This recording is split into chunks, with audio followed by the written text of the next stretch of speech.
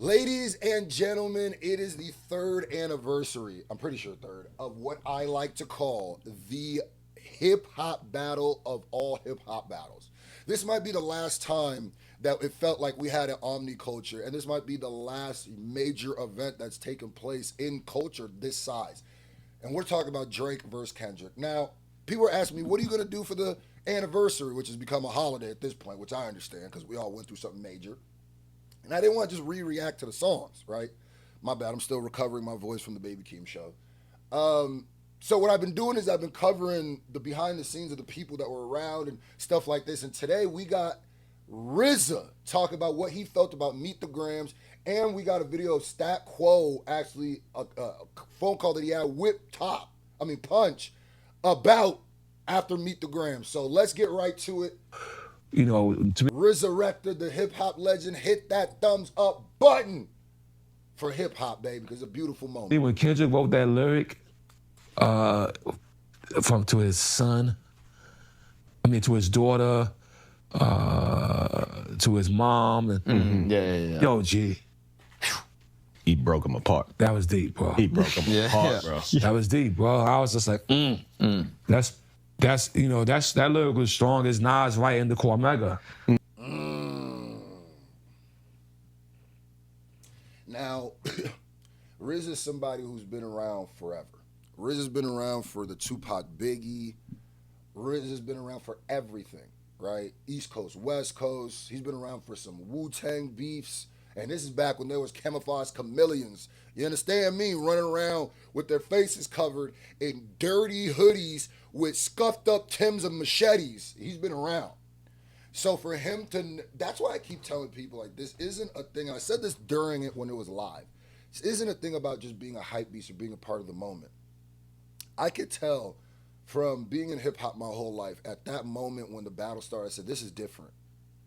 And I even said so many times, what it's going to take for us to ever get something like this again, we're probably not going to see this again for a long time.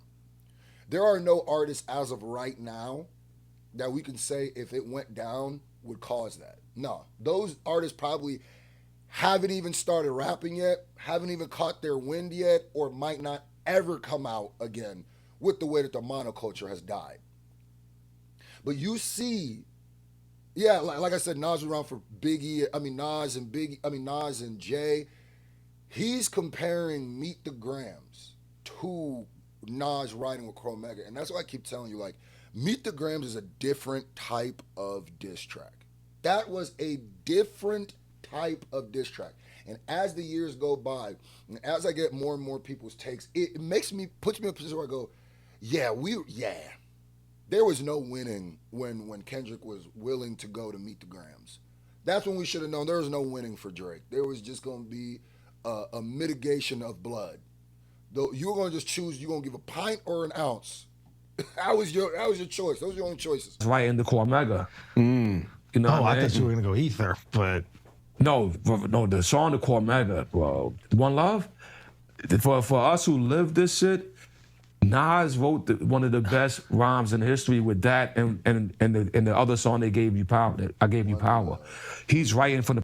Now, what's goody? It's your boy Screw. You know I'm always trying to find ways to make a little money on the side. And one thing I really rock with are those programs that allow you to get paid for playing games. And the one I'm using right now, I'm rocking with, is called Tester Up. Wow, that is very interesting. Please tell me more. It's an app that makes everything way easier. You download it, pick a game, and it tracks your progress for you so you don't have to guess or wait for the payout.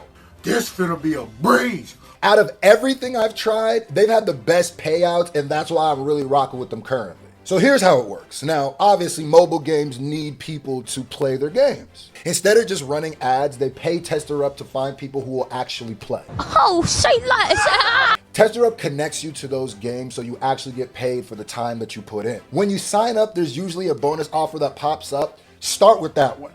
It's the easiest way to rack up your first bit of money. If you want to try it, download through my link or scan my QR code so you're using the same system that I am.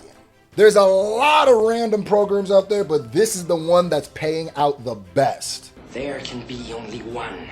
So give it a shot and let your boy know what you think. I gave you power, he's right for the perspective of a gun. which is one of the most, when people talk about writing in hip hop, people always bring it up, prolific writing. And for him to be around for that and to put Meet the Grams up there, like I said, Kendrick put on a clinic. A clinic. And it's crazy that Iceman is dropping now. And this is still a part of the narrative. But like I said, it's always going to be a part of the narrative. Kendrick and Drake, especially Drake, will never move past this moment. It will always. Iceman could do a million albums the first week. This will always be a talking point of Drake's career. And like I said, and like I've kept saying, I don't think I've ever in the history of hip hop seen a rapper that had a career lose their career because they lost the battle, no matter how bad. Now, I've never seen someone lose as bad as Drake, but you know what I mean? Ja Rule's was bad. You know what I mean? Perspective of a fucking gun. Oof. Wow. Like, so, and Kendrick, to me, rose to that level when he fucking wrote this. And which is crazy too, because Kendrick just got, listed as one of the greatest writers in modern time. Now, let's get to, we did the Curtis King episode yesterday, and Curtis is the homie. And we got Justin Hunt, the company man. It's all happening. And Stat Quo. And I don't know Stat Quo like that. But Justin, my man, 50 grand. That's my dog. You know what I mean? And I don't really call people like my dudes unless I like meet you in real life. Like we could be acquaintances on YouTube, but I've like kicked it with Justin in real life, talked to him. I talked to him on the phone a lot.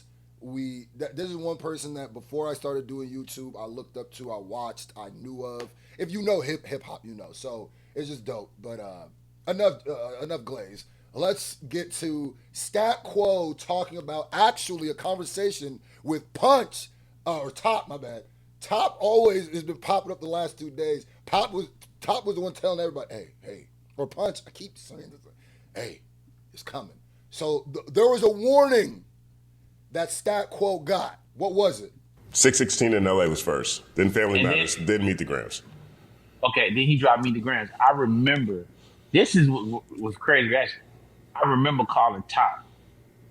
Because when I heard Meet the Grams, I was like, oh my God, this is disturbing. It was just... Disturbing is the perfect word, bro. Everything changed after Meet the Grams, bro. It was, I'm telling you, I remember the narrative, and I'm never going to forget it. When the battle started, like that popped off, everybody went, oh my God, what's going on? What's going on? Everybody's like, Drake, where you at? Drake, where you at? Drake was on tour. Then Drake went and did his thing. Now remember, after like that, people were still saying, oh, but wait, when Drake responds. But everybody was still caught up on the wop. Everybody's like, oh my God. But there were still people like, wait till Drake responds. The ether hadn't completely shifted against Drake yet. Drake drops push-ups, right? Drake drops push-ups. People were hating on push-ups, but there was people who were hating on Kendrick too. The haters were hating. Now, if you're a real hip-hop fan, you enjoyed it. You said, oh, it's a battle. It wasn't even, nobody was like, oh, Drake is dead. Kendrick. It wasn't until Meet the Grams. The narrative has never changed back for Drake ever since Meet the Grams. Meet the Grams dropped. Drake's career was never the same after that. I promise you. That's really when the blood started coming out. That's when the bloodletting started happening. That shit sound like a scary movie. I called Top. I'm like, dog, oh my God. You know what I'm saying? And I just remember Top was like, wait till tomorrow. I'm sitting in my jacuzzi. Top. At the pool. And then I just see that picture of Drake's house. And I played that shit on my phone. Da, da, da, da. I called Top. I said, dog, it's gone, dog. It's over with. Battle done. Damn. It's done. It's finished. I heard that shit through my phone. Wait, so did he hear it early? You know what's so crazy is going back to this time, I also feel like this is the last time it felt like we were all enjoying something too. It feels like, and I don't like, even before this, the monoculture had died. Even before this, this was like an island on itself, this Drake versus Kendrick thing. And even looking at the way they're talking about it, look at Justin laughing, you could literally see the joy in Stat's face. Since this, I don't think we've all enjoyed something together again.